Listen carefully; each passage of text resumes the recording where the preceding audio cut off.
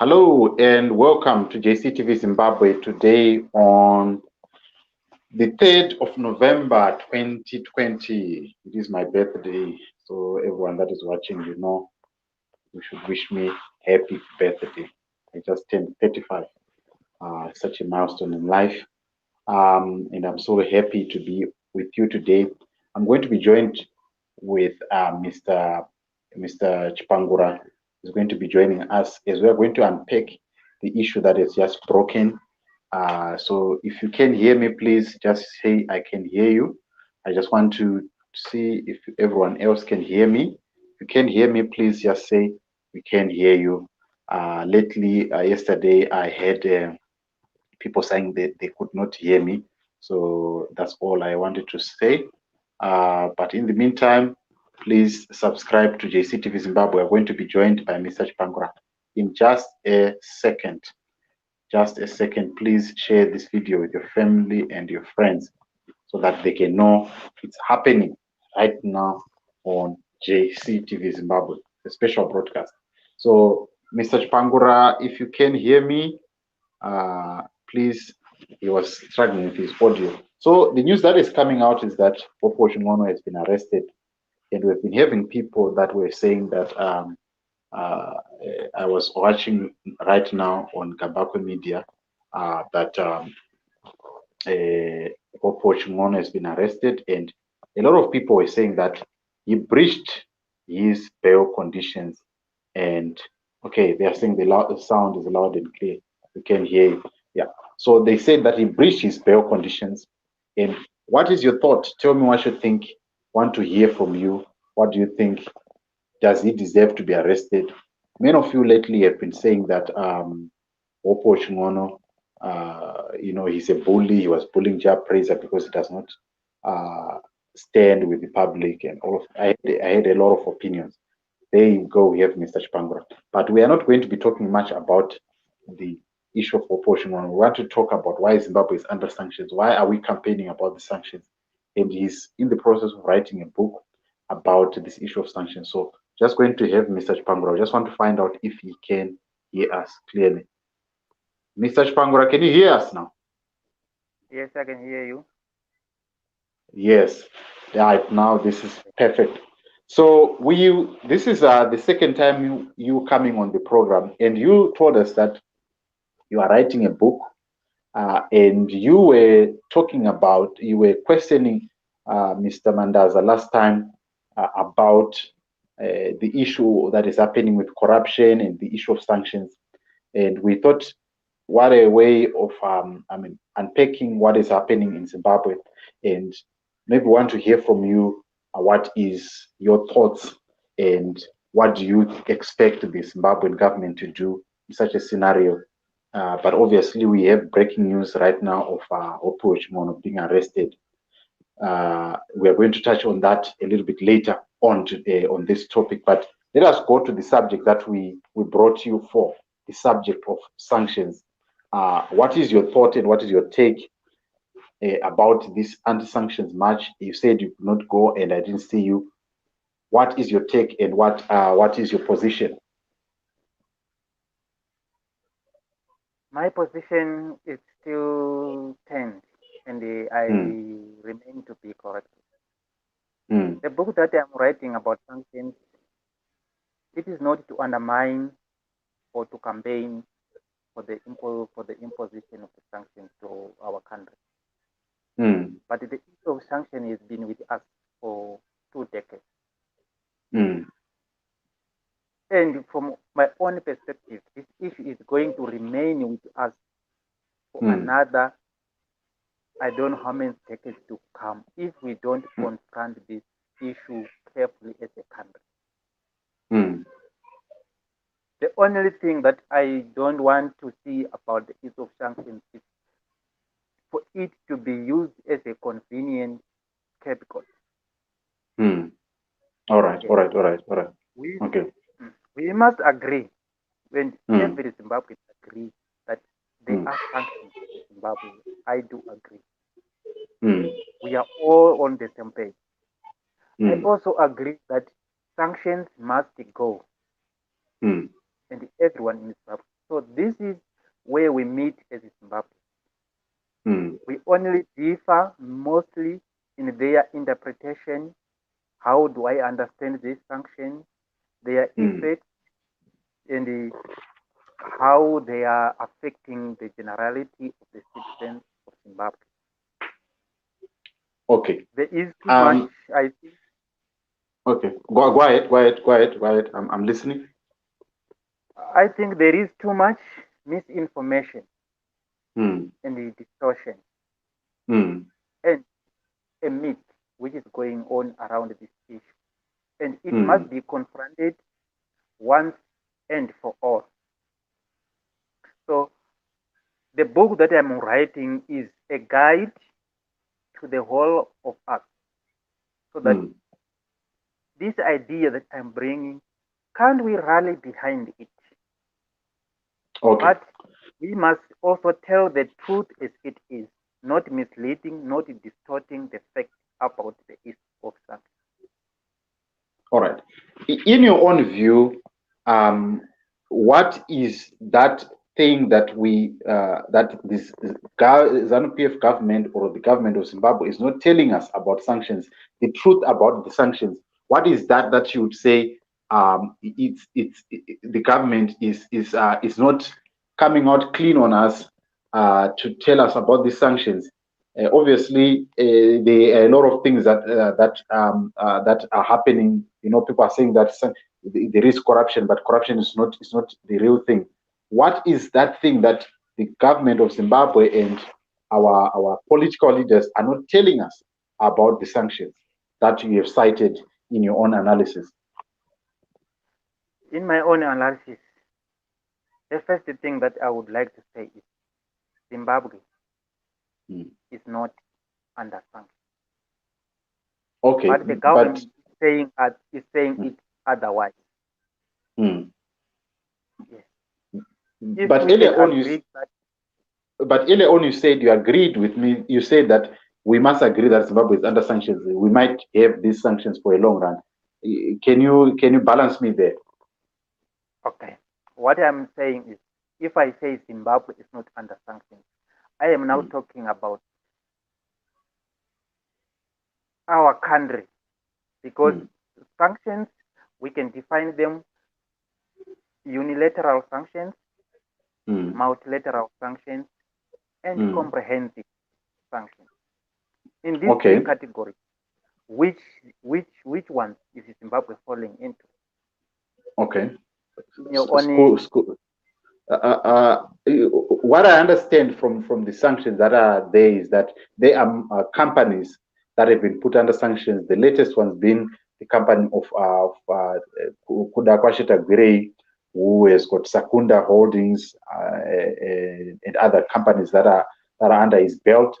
And we know the likes of CBZ was still under sanctions, and the likes of other government officials, the likes of the current president current president Inti Mnangagwa, and other officials that are in the government, the other officials that are in the army, and other officials that are in ZANU-PF. That's what I understand about sanctions, and that is my basic understanding as a general public. you are right, and that is also Mm, my understanding as a general public mm, and as a general citizen. mm, So it means Zimbabwe, or the sanctions that we are talking about, let's all mm. agree they are not comprehensive sanctions. They are not multilateral sanctions. They are unilateral sanctions. Okay. Unilateral in the sense that a certain country, Mm, United States, United Kingdom, and other countries, few countries, mm, they are the ones who have decided. We as the United States, let's put mm. this country under sanction. Okay. Then yes, they only managed to convince United Kingdom and few other Western countries to join in. Okay. If, if they are multilateral countries, which have come to impose sanctions on Zimbabwe. We could have seen even some African countries, Okay. some Asian countries coming in. Okay. You understand? All If right. they are comprehensive sanctions, Mm. it means the the United Nations Security Council would have sit down, and those five countries, permanent countries, have agreed. Let's put sanctions on Zimbabwe. Let's isolate Zimbabwe totally. That means the whole of the world has decided to put Zimbabwe under sanctions. Okay. Okay. So, what are you trying to say here? Like, I'm trying to understand that. So, are you saying that what we are seeing, the status quo that we are seeing in Zimbabwe, are you saying that it's not caused by sanctions? Is that what you're saying? Is that what I'm getting? You're saying that there is no sanctions that have been imposed on our country. Is that what you're saying? Partly, yes. Mm, That mm, is why, in the first place, I said we all agree that sanctions must go. mm, Whatever those restrictions which are there, they must mm. go. Okay. Yes. So Okay. on that note, I agree with you. But so are you, if I get what you're saying, you are saying that the point that the people make, that the suffering of the people, of the citizens of Zimbabwe, is caused by sanction. It's not true. And how can you quantify that to say that? Because people are saying that, the people, I heard Mr. Bongo the other day, and Mr. Mandaza the other day, and they were saying that they cannot, Zimbabwe companies cannot do business with other partners, and some credit lines, they cannot get them because of the sanctions. So the question is, how can you say that we are not under sanctions that are going to affect the general public of Zimbabwe, if our institutions cannot go and borrow, cannot get credit lines, cannot get approved, or some people can say, we don't want to deal with Zimbabwe? How is that going to help? How can you quantify your point that sanctions are not affecting us? Okay. When we are talking about that one, then we have to go to the Zidera. But before we go there, let me tell you, Zimbabwe stopped paying its debt to International Monetary Fund as early as 1999, 2000. Okay. So Zimbabwe was already barred from borrowing, from accessing those debts and credits in 1999, 2000. Where was the sanctions during that time? Okay, that is another point. That is a point. Yes. So okay, okay. Go ahead. Let Go me, ahead. I'm yes. In 2001, when Simba mm, Makone, I think he was the Minister of Finance, and Jerry Johnson, he was the mm, IMF representative to Zimbabwe. mm, He said, we owe to the several multilateral institutions, mm, e.g., World Bank, mm, Africa Development Bank, mm, European Investment Bank, mm, and other institutions. mm, And we have defaulted in paying our mm, credit.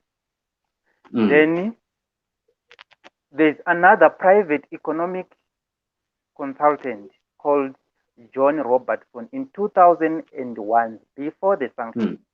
I'm talking this Okay. before the sanctions. He All said, right. we are not to see immediate collapse of economy. He was referring to the Zimbabwe failure to pay its debts already. He said, we Okay. are not to see immediate collapse of economy, but little by little as we add these problems together and do nothing to resolve them, we will eventually get a collapse. There was no sanctions during that time. Oh, Yes. So, So okay. these people Okay. have already predicted. Mm. You know, they've already predicted what is going to happen if we don't resolve our problem in 1999. Sanctions were never had during that time. Okay. So, I hear that part, but as you continue, ladies and gentlemen that are watching here on JCTV Zimbabwe, we are talking about the sanctions and how they affect Zimbabwe, and we are having a discussion with Mr. Shpangora, and he's unpacking to us, and he has a book that is in the process of publishing about us understanding the sanctions as the general public, and there are things that he says that the Zimbabwean government is not telling us. And you have touched something that is very, very important, that you say that we know about the Black Friday, we know about the payout that happened with the war veterans, whereby there was a rational payout that led to the collapse of the dollar way before the sanctions came to play. So you are bringing out a good point, but what is it that, because when you are confronted with somebody who is in ZANU-PF or somebody who is saying anti-sanctions, they will bombard you with these issues that Zimbabwe, you are saying that we are corrupt, but Zimbabwe is not the only corrupt country. We are trying to deal with corruption. The only biggest elephant in the room is sanctions. Then the question that you are saying, you are bringing to these points, they are saying these are predictions that were happening way before the Zidera sanctions came into place. How is that after that? What can you walk us through the steps that Zimbabwe has taken throughout the process? Did Zimbabwe take a step back, or they have not addressed the issues that were being raised by the likes of Simbamacon and this other financial institution that you mentioned about? What is the Zimbabwean government do in the process? If they manage to manage the situation, or they've actually worsened it, and how? They didn't manage the situation, they worsened it. In 2000, this is what I'm talking of 1999. All right. In 2000, we know what happened. Yes. Mugabe. Yes. You talk about the 50,000 money which was awarded to war veterans. Yes. What follows next? The land reform. The land reform, and we had Black Friday, whereby the dollar lost its power from I think to dollar to I think $74 to the US dollar. Yes. And the land reform. Mm. Then just after the land reform, that's when the sanctions started. So it's like we were on a free fall with our economy, and no one was able to rescue us on that. So the sanctions come later. But we must understand another thing. Sanctions, whether they are there or they are not, sanctions, they are meant to fail at some point. Okay. Yes. Can you explain that? There is a situation whereby sanctions cannot work if they're imposed to a target country by another. Okay. Especially if these sanctions, if these sanctions are targeted sanctions. Immediately when the sanctions were imposed in 2001 or 2002, the government was supposed to come out right there and understand that these sanctions which were imposed upon us are going to stay with us forever. Okay. But they lacked the government lacked oversight. All right. Remember, the economy during that time, it was fragile, but it was still manageable. Okay. Yes, Mm. when the sanctions come. So the government lacked oversight. They think that the sanctions were imposed, they are going to stay with us maybe for 1 year, and the Americans and the EU will take off those sanctions. Okay. Yes, that is the oversight our government lacked. During that Okay. time, they were supposed to sit down and understand that sanctions, when a country imposes sanctions on another country, they won't remove them. They won't remove the sanctions are not going to be removed. Sanctions, the only way sanctions can fail is if the targeted country has managed those sanctions. They will disappear like in the thin air. The sanctions are there, but they are not working. You don't see their effect. Okay. You All don't right. have to look very far to Okay. see that. So in other words, if I hear you correctly, is that our government, the ZANU PF government, being led by Robert Mugabe, they did not sit down and say, let's understand these sanctions, let's see how they work, and let's work around them and see how we can find our loopholes of managing our economy with or without sanctions and make sure that our economy thrives. Is that what you're saying? Yes, they should have done that as immediately as 2002 or 2003, when the economy was still functioning okay, although it was still fragile. All right. In your own understanding, what you said the government lacked oversight. What are the points that you think in the economy that the government could have worked on? What are the key areas that the government could have worked on in order to make these sanctions? To not so for them not to be effective, or for them to not to work as you have put it out. That what were the points that they could have said, this sector of the economy, let's work on that, let's work on this sector of the economy in order to cover this, and then we are going to buffer the sanctions. They are not going to work for us anymore. What are the key areas that you managed to pick up? Okay. Let's look at one industry, our financial institution or our banking industry. Okay. The government was supposed to call the best economists in the country. Okay. Yes, the best accountants, those who know about money.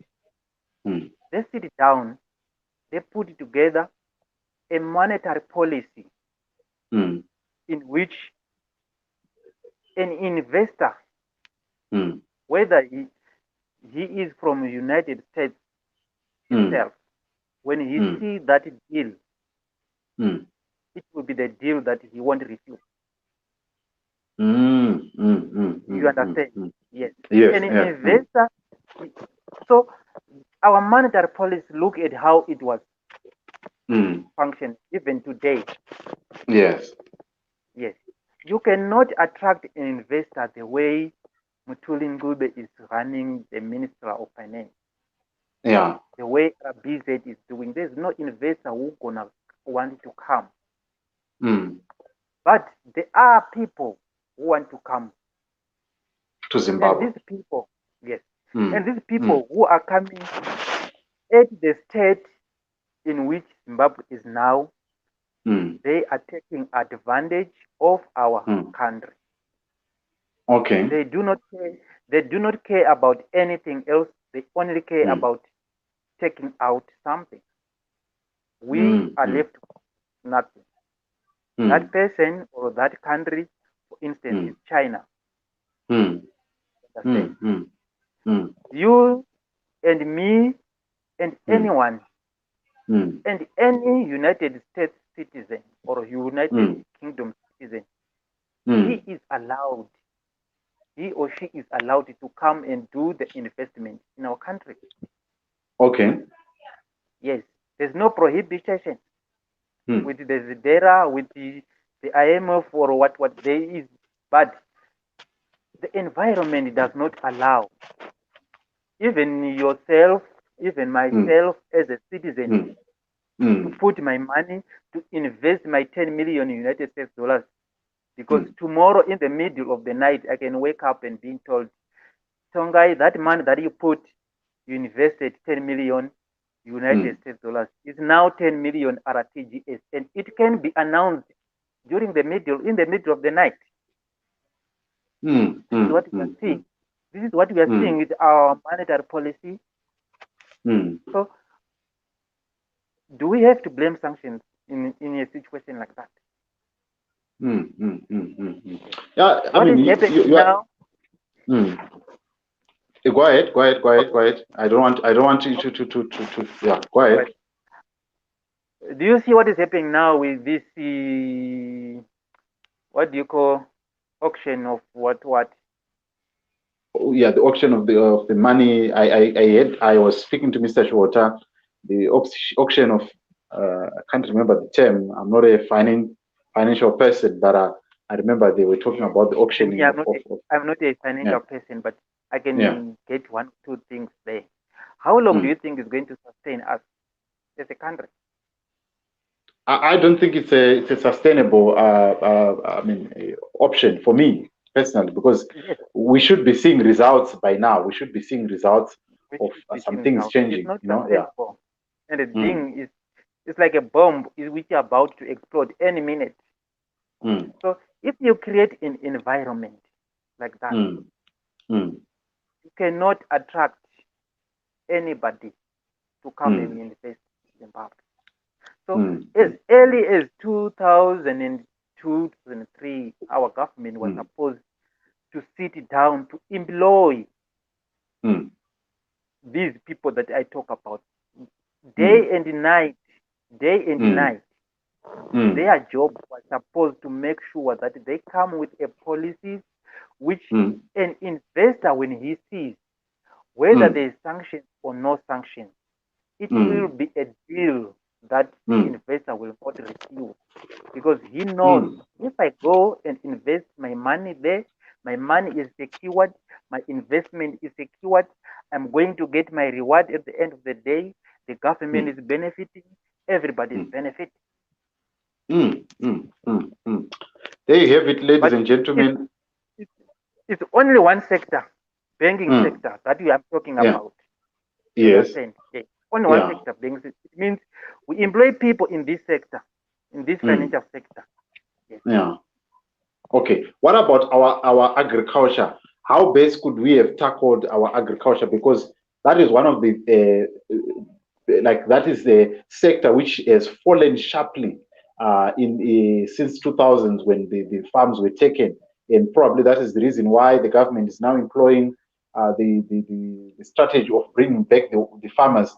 How could we have tackled the agricultural sector in order to make it work for each and every one of us people? Because right now, if people, they feel betrayed by the move of bringing back the white farmers, but what could we have done back then in order to address the situation once the sanctions were imposed, and once we had when people had the land? How could that have been resolved?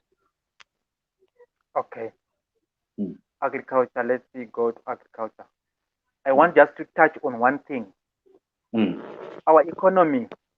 If you look at our economy, is almost centralized on agriculture, and we're exporting much. Then we could sit down and look what in agriculture, what is bringing us a lot of foreign currency, which we are exporting. Tobacco. We were exporting raw tobacco. You understand? Yes. We could have. Let's just touch on tobacco. We could have those people who are in tobacco farming. Instead of exporting our tobacco as a raw tobacco, we're supposed to make sure we build now our new factories to process our tobacco. We everything we now export as a finished product. Okay. Yes, it means America was the, I think so, it was the highest importer of this tobacco. If I'm not mistaken, even until now. Yeah. So, in other ways, we will tell them, we will impose sanctions on us. We come up with a plan. We are not exporting our tobacco as a whole. We export it as a finished product. We farm our tobacco. We process our tobacco. You want it, get it as a finished product. Okay. Yes. All right. I don't know. Do you get what I'm trying to say? I really get what you're saying, because I remember the former president was speaking to, I think people tend to make it like it was a joke when you are saying that we make a lot of tobacco, we farm a lot of it, and they said you are saying that the Chinese, they are smoking it, and I think you remember the joke when he was being Yes. interviewed in Pretoria. Yes, Now yes, and he it's said that coming. yeah. God is not going to judge us. I think you remember that joke. Yes. So this is one of the areas in the agricultural sector. But you look at now, as we speak, we are importing a lot of food. We're importing wheat from Russia.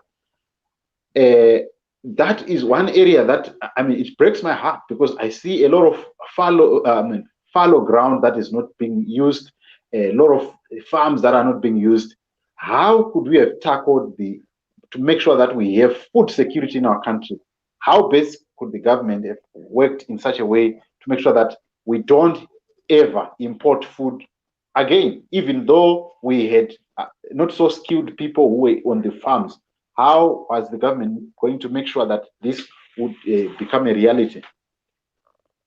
Okay. The government, I think it was supposed to put back the people whom they had dispersed on the farm.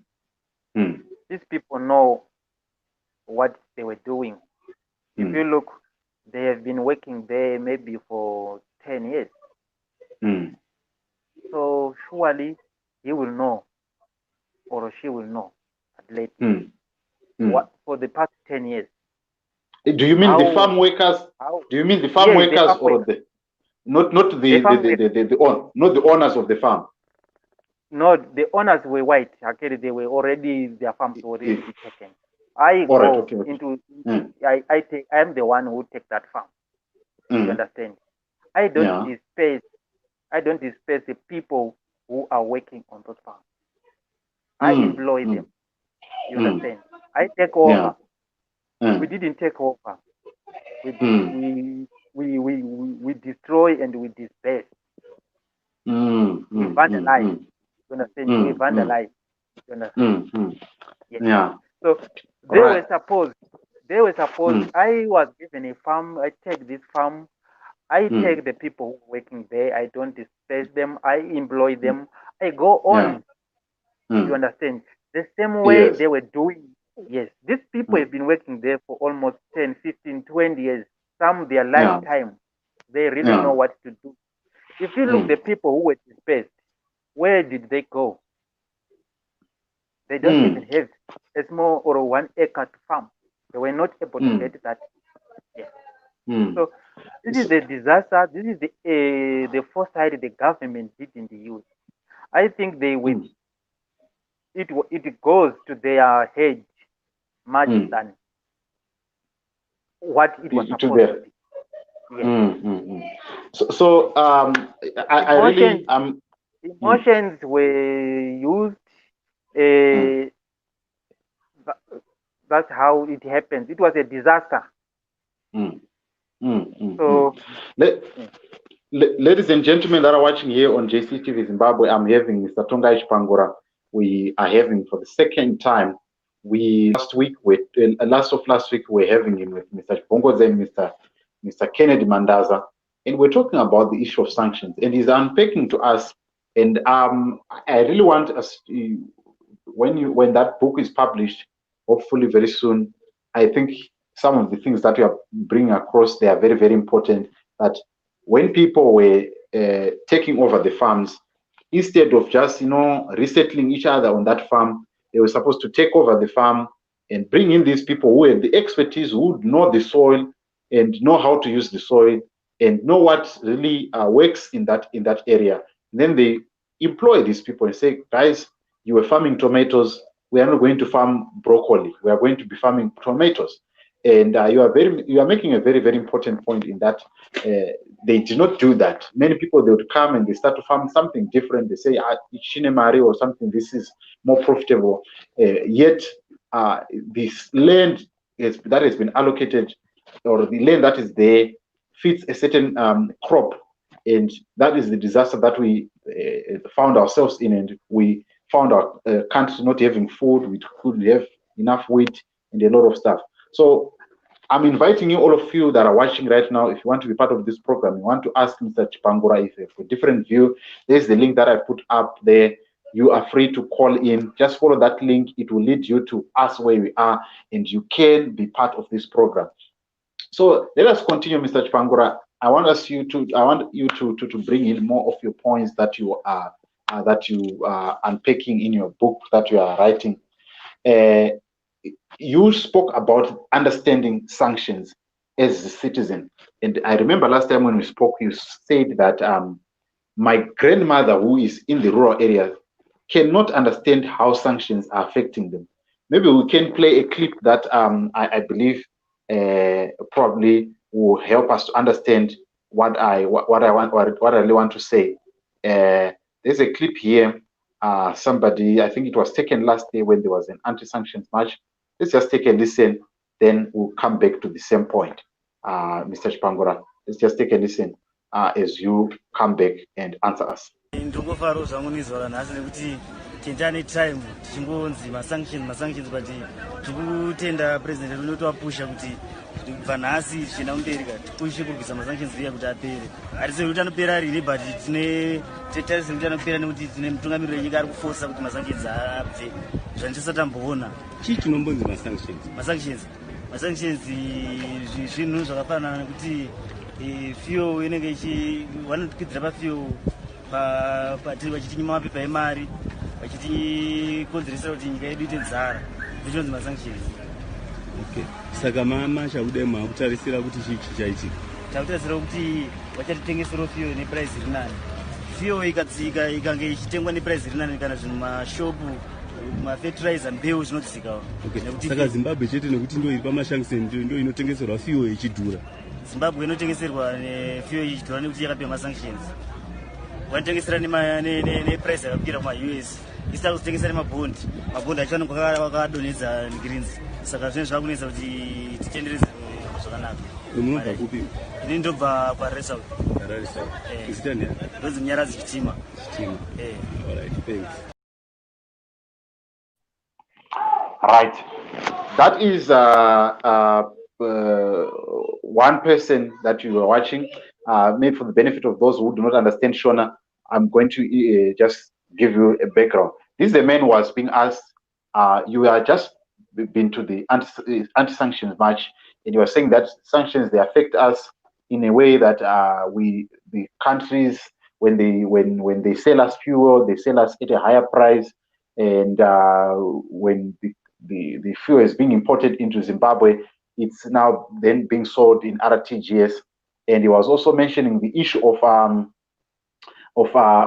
the money to the paper that they use to print money and other stuff.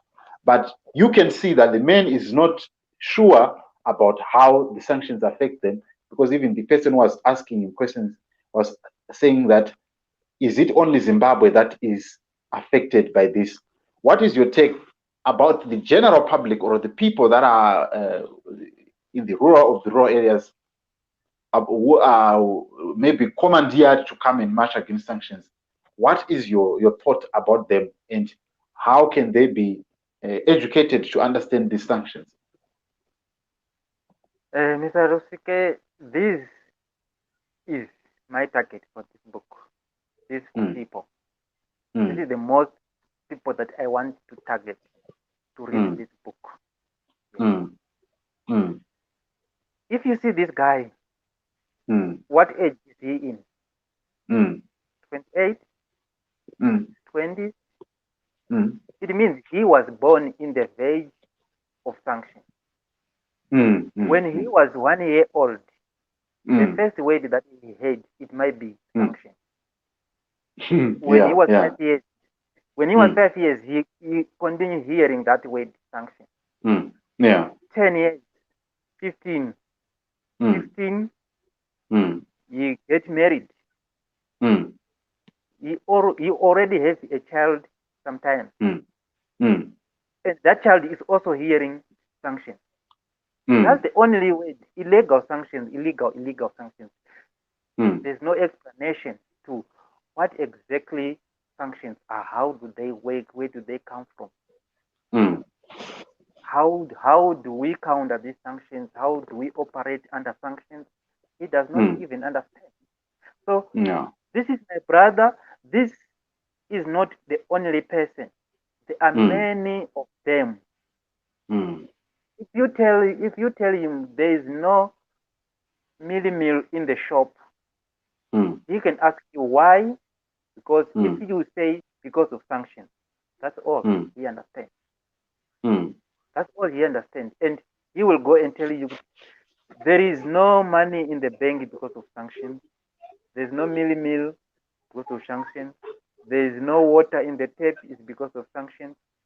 So what kind of people are we building? What kind of nation are we building if we do not tell the truth to the whole nation? And what is the truth? What is the truth? And the people in these sections are the ones who are our majority. They are the ones who vote. They are the ones who determine the future of our country, because they are more than 51% in the rural area. Yes. So I want to reach to these people and tell them what are exactly sanctions are. How do we work together, me and you, to make sure that these sanctions, the next generation is not going to be affected by them. And in your own understanding, what is that we can do as a nation, or as a people, or as a generation, me and you, the general citizens? How can we counter the sanctions that are being spoken about and that are being widely published? How can we counter them, and how can we work to find an antidote for these sanctions? Thank you, Mr. First of all, I want to say we don't fight sanctions on the street. Yes. No, you don't fight the sanctions on the street. Like what we were told to do, to go and march. We don't. Because we does that. Today is another day. The sanctions are still there. What we must do as a citizens of Zimbabwe is, this is what we call, at first, the ease of sanctions is a warfare, like. Okay. But this warfare, it starts, it's like a political, economic, and the like. But there is one type of warfare asserted to sanctions, which we are not being told. It starts here in our mind. Yes, psychological sanction. As a nation, we are sanctioned to think that we cannot survive without America. We cannot survive without IMF. We cannot survive without World Bank. As much as the IMF needs Zimbabwe, this is how it must work. As much as Zimbabwe needs IMF, this is as much as also IMF needs Zimbabwe. We must Okay. have a psychological mind to that as a nation, to that. IMF cannot stand when Zimbabwe is not functioning well. America as it is, it cannot progress if Zimbabwe is not progressing. Okay. What do we lack as a nation in Zimbabwe? What do we lack to make sure that we can't live without America? What is it that we don't have in Zimbabwe? I mean, we've got 24 minerals in Zimbabwe. Yes. You understand? We got everything that we need. So as a generation, now this is a generation war. We must psychologically, our generation must be psychologically minded to that psychology, to that ideology that America, United Kingdom, all these other organizations which we say they have put sanctions on us, they cannot stand if we as Zimbabweans, we are not standing as well. Yes. But if we got a mindset that we can't sell our diamond if America didn't want, we can't farm if America didn't want, we can't attract investors if America did not want, then what are we building? So the first warfare, we have been defeated by the Americans. This is the warfare, psychological warfare. Yes. I am not trying to tell a myth. I'm telling the truth. Zimbabwe can survive besides America, without America. Why? Because we have survived. Since 1999, IMF has stopped giving Zimbabwe money as a giving directly Zimbabwe government money. Since 1999, it has stopped until now. How have we survived? How have you survived? The World Bank, nothing. We cannot. Since 1999, we have never get a cent from the World Bank, except the World Bank. It can help, like if things like cyclone, Idai, if there's a disaster, that's when it can donate something to us. But if the government has never accessed that money for 2 decades. So what does it tell? It's a statement that is telling us that we can look at this issue and be able to navigate without America. That is the mindset that I'm getting. There is a question that was asked that you were saying that the government is not telling us the truth, and the man was asking, Elisha M was asking, what is the truth? But we have to wrap this up now, Mr. Chipangura, and I want to hear from you. What are your last words, and what are the things that you would say that maybe the government is not telling us? And I think we really need to bring you back some other time so that we can iron out some of the issues. And when the book is published, we really need to also get the word out there so that people can read the book and find the book, so that we can get everyone informed about this probably demon called sanctions. What are your last words that you want to say to the general public about the sanctions and about the issue of the government not telling us the truth and the half truth that they are telling us on the issue of sanctions? You spoke about psychology. What are the other things that you have also cited out that the government is not telling us and that we need to fix as a nation? Maybe in a minute, sir. Okay. What can I say is, Zimbabweans, let's stop misleading each other, especially from the government. We cannot fight these sanctions in the street. The sanctions are fought in the boardroom. That's where the platform, that is the correct platform to fight the sanctions, in the boardroom. Yes. in the boardroom with pen and paper. You put the Zimbabweans, the best Zimbabwean minds together on different sectors.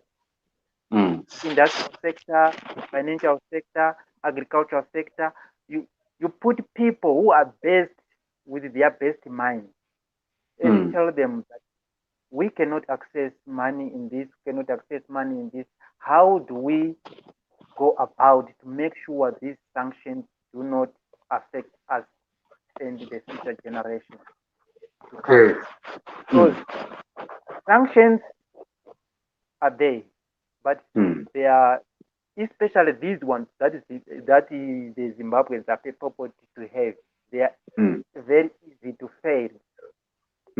They can disappear in thin air.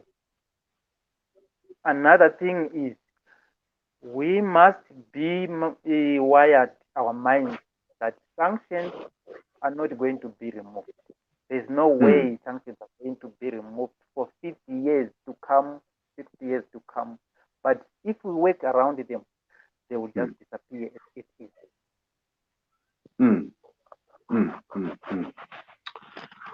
Ladies and gentlemen, there is. Let me check if there are any other. Indeed, Zimbabwe has almost everything that it needs, but only a few benefit.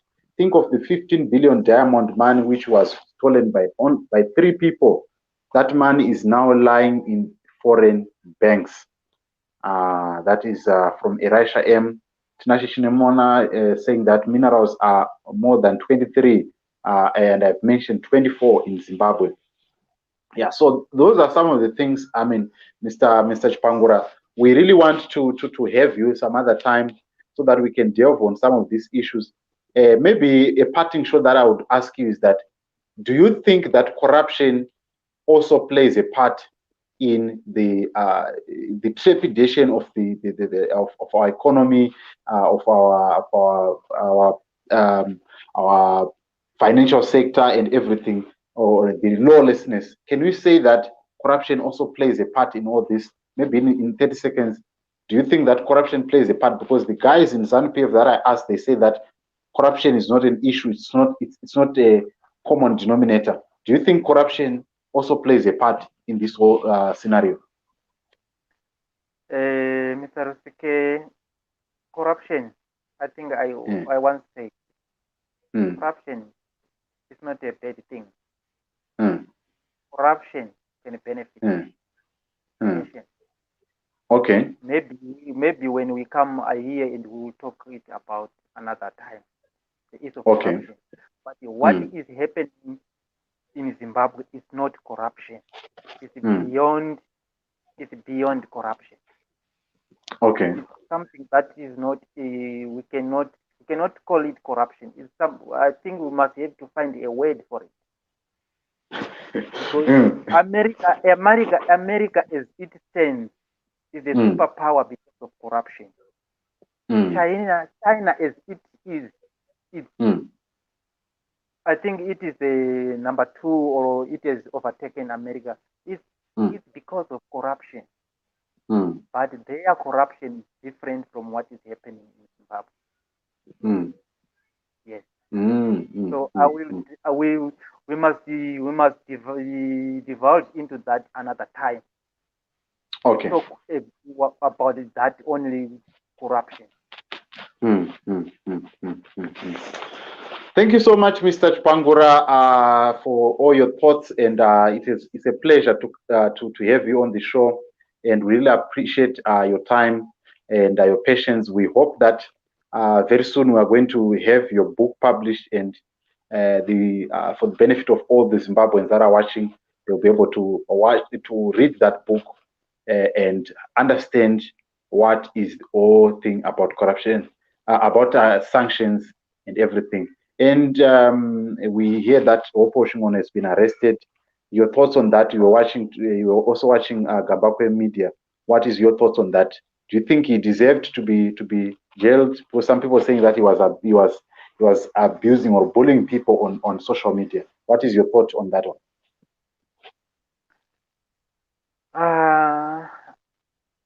Before the issue of Opo is no, The only thing that we must not do as Zimbabweans is to conclude and speculate. Let's wait and see what is it that he was arrested for. I hear people, they are saying his bail conditions, he violated the bail conditions. Of course, we don't know what those bail conditions are. It means the police, they will have to come out and issue a statement, then we can take it from there. If he violated the bail conditions, we have to know these are the bail conditions. What is he charged with this time? Let's wait for the charge sheet. We read the charge sheet, then we can take it from there. Okay. Interesting, sir. That is all that we have today.